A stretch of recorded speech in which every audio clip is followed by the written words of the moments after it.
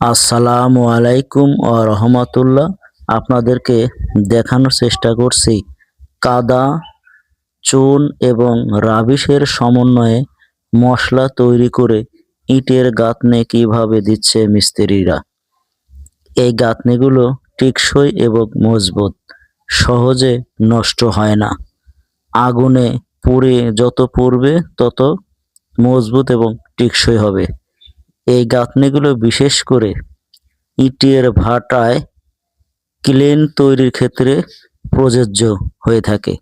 এছাড়াও ফিট চিপনি যাকে বলা হয়, এই চিপনি গাঁথনির ক্ষেত্রেও এই মশলা দিয়ে অর্থাৎ চুন, রাবিশ এবং কাদার সমন্বয়ে এই গাঁথনিগুলো দিয়ে থাকেন।